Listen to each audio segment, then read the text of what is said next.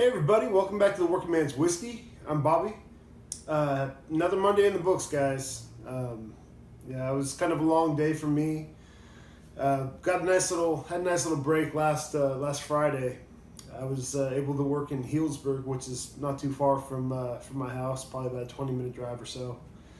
And nice little break.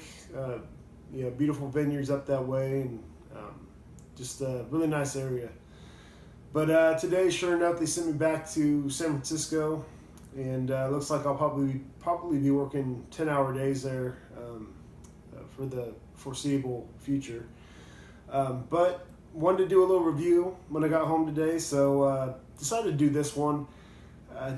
Doing this one, guys, because it was requested recently, and just thought I'd give it a shot, guys. You guys know I don't turn down requests no matter what it is. I'm not a big fan of flavored whiskeys, most of them anyway, but I'm willing to give everything a shot, give it a fair shake. And Jim Beam, I like Jim Beam's products a lot.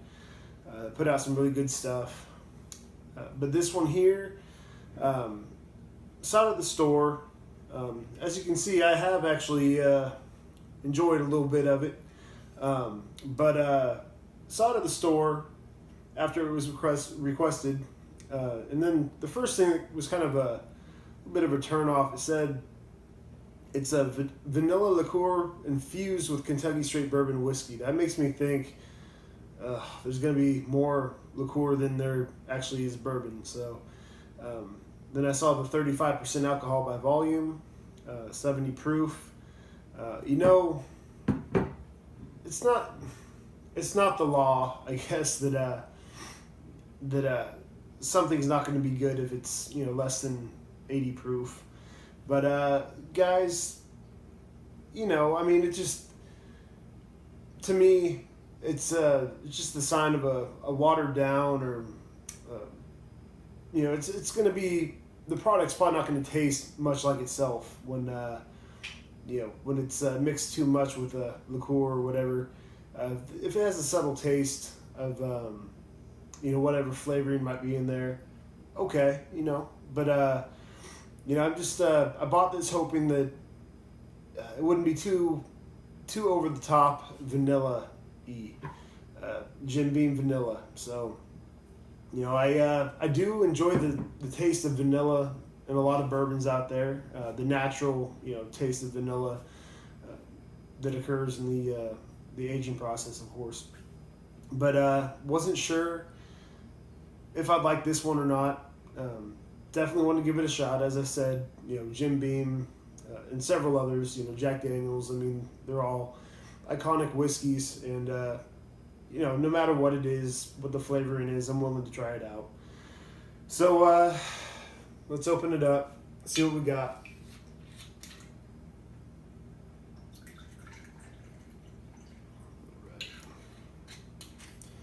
Okay, guys, so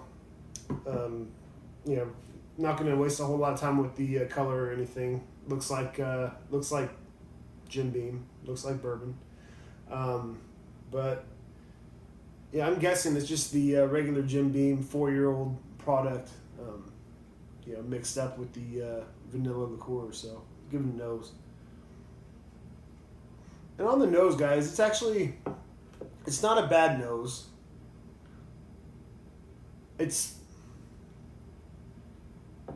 It smells like vanilla. It smells pretty strongly of vanilla. Like vanilla extract, I want to say. Vanilla ice cream.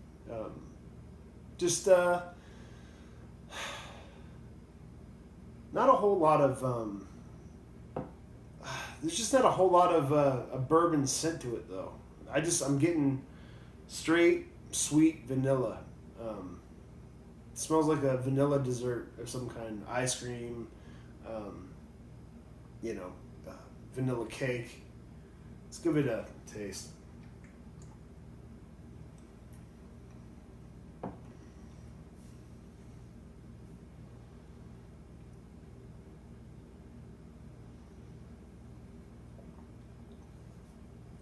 Guys, on the palate, you're really not getting much bourbon at all. It tastes like vanilla liqueur to me, with just a slight bourbon bite to it. But it's mostly straight vanilla in there. At 35% alcohol by volume, you're looking at something here that, to me, is intended for mixing. I know a lot of people out there who love flavored whiskeys, and there's nothing wrong with that. Everybody's got their own taste. I can only give you, my personal opinion. And for me, this is something that you would just mix up at a party, say with some, I could see mixing some like cherry Coke or some Dr. Pepper with this or something. I think that would taste pretty good. But you're looking at a sweet flavored whiskey that I would not recommend at all to whiskey lovers, to bourbon drinkers. There are some whiskeys out there that I don't mind. As a bourbon drinker, as a whiskey lover, I enjoy them. Some of the cinnamon whiskeys, it's my personal taste. Are pretty good. I plan on possibly mixing up some Fireball and maybe Fireball or Jim Beam Fire or even the Jack Daniel's cinnamon product with some apple cider on for Thanksgiving next month. I did that last year, 2 years ago now, and made a big old pot of the stuff, and it was just like a hard apple cider type thing, hard cinnamon apple cider type deal, and it was really, really good. And there are places for there is a spot for flavored whiskey in my life, but if I want to drink, if I'm craving bourbon, if I want a glass of whiskey, I'm definitely not going to be drinking this stuff. This is pure kind of party whiskey for me, something that you just mix up in cocktails for your friends or whatever. Just as I said, I could mix this with cherry Coke, probably be pretty good. With Dr. Pepper would be pretty good. Whatever you guys like, but I'm just saying, I don't think this is for whiskey drinkers, particularly. So guys, try it out, see what you think. This stuff was pretty cheap. I think this was $11.99 a bottle, which is, you're not going to break the bank. And if you're just looking for something to have fun with, nothing too serious, you might like this. So for a rating, it's hard for me to rate flavored whiskeys, guys. Give them a fair score because they're not my favorite. But I'd give this probably like a 75 out of 100. It's got its time and place, and I'm sure it would be good with different sodas out there, or whatever you guys want to try it with. So that's it for this one, guys. I've got a couple more lined up right now. Still getting closer to that review number 100. I think this is number 96 right here. I've got two more lined up, 97 and 98. One of them is, one's a bourbon. One's from a company that's been around for a long, long time. One of the oldest American bourbons still operating.